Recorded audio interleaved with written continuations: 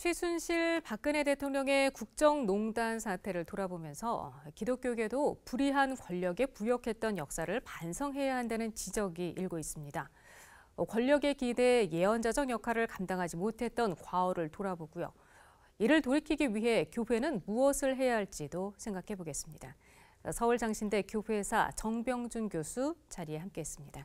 정 교수님 어서 오십시오. 안녕하세요. 안녕하세요. 반갑습니다. 예, 최순실 씨 아버지 최태민 씨에 대해서는 저희가 여러 번 짚어보긴 했습니다만 교회가 반성하는 의미에서 다시 한번 돌아보려고 하는데요. 그가 만든 구국선교단은 어떤 성격의 단체였나요? 네, 한마디로 말씀을 드리면 그 박정희 정권이 기독교 반공주의를 이용해서 유신 정권을 강화하기 위해서 이용한 단체였다. 그리고 최태민의 입장에서 보면 이제 박근혜 씨를 앞세워서 자신이 권력에 접근하기 위한 하나의 수단으로 이제 사용한 단체였다. 이렇게 이제 정의를 할 수가 있을 것 같습니다. 근데 이 구국선교단을 이제 정부가 이용하게 되는 그 배경을 살펴보면요.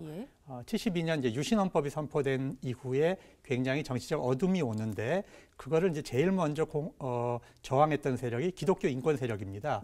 이 반공주의와 유신을 지지하는 어떤 교회 조직을 이제 필요로 했던 거죠. 그래서 박 대통령이 이제 최태민을 이용해서 대한구국선교단을 창설하고 이제 구국기도회를 정개하면서 교회를 정치적으로 이용하게 됩니다.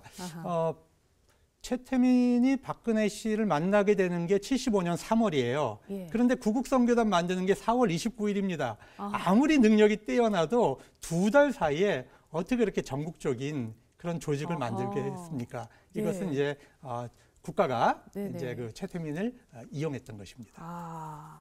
그래서 그때 예장 통합총회가 임원회를 열어서 여기에 참여하지 말아라 목회자들은 이라는 발표를 했죠. 근데 이 정도로 총회가 나설 정도면 상당히 많은 목회자들이 여기에 참여를 했으니까 그랬지 않았나 싶어요. 어떤 인물들이 참여했습니까?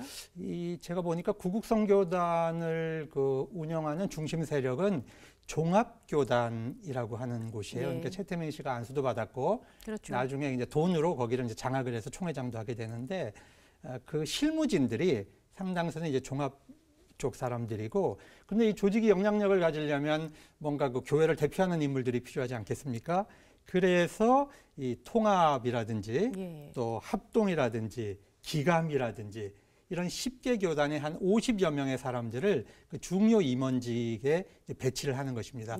통합에서 이제 강신명 목사님이 단장을 하셨고, 또 합동에서는 이제 최훈 목사님이 이제 중요 임원을 했고, 그 후에 이제 기감의 박장훈 목사님이라는 분이 이제 구국 십자군 총사령관을 맡았고, 제가 볼 때 이분들은 이제 그 기독교 반공주의와 국가가 요청했던 사항이었던 것이다. 저는 이제 그렇게 봅니다.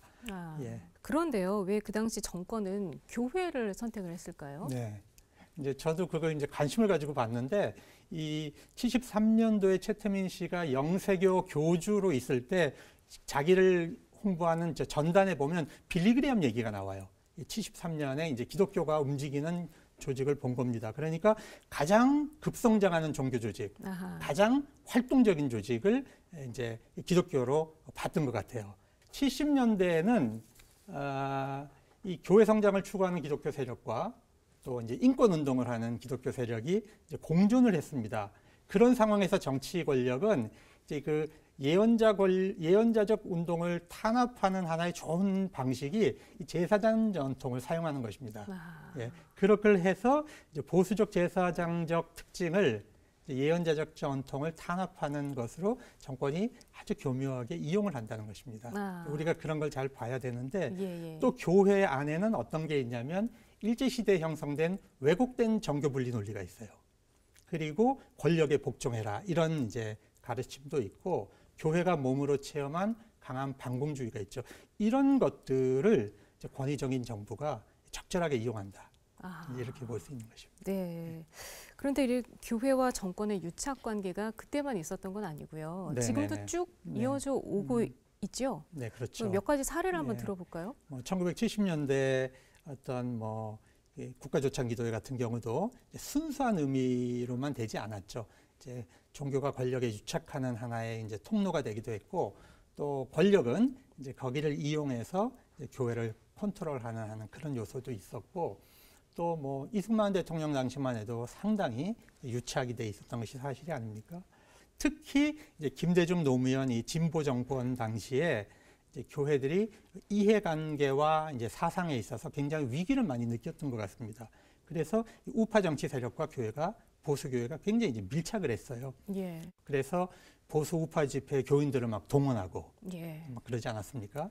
그리고 이명박 이제 박근혜 정부가 탄생하는데도 교회가 굉장히 적극적인 협조를 하게 되는 그런 배경에 그런 것이 있지 않았나 이런 생각을 합니다. 네. 근데 교회가 정권에 부역했던 이 부끄러운 역사를 사실 되풀이하지 않기 위해서는요. 교회가 지금 해야 할 일이 무엇이라고 보시나요? 네. 특히 뭐 장로 대통령 예. 이런 식의 표현이 얼마나 이 시민사회를 망가뜨릴 수 있는가.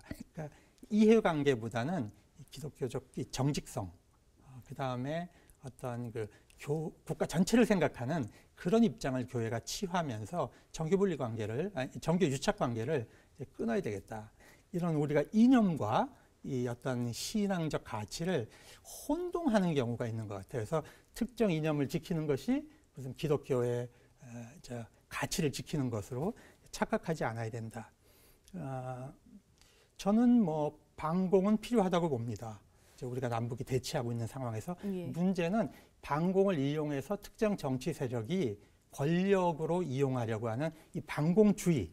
네네. 근데 우리 교회가 반공이냐 반공주의냐를 구분 못하고 너무 이제 그 정치인들의 그 행위에 판단하지 않고 분별력 없이 빨려 들어가는 것 같아요. 그래서 우리가 어떤 뭐 종북 좌파 이런 딱지들 막 붙이는 거에 대해서 굉장히 주의해야 되고 교회가 그런데 막 휩쓸리지 않았으면 좋겠습니다. 분별력을 가지고 봐야 된다는 것입니다.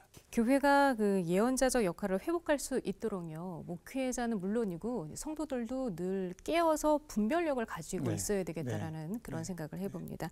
예, 정병준 교수님 오늘 말씀 감사합니다. 맞습니다.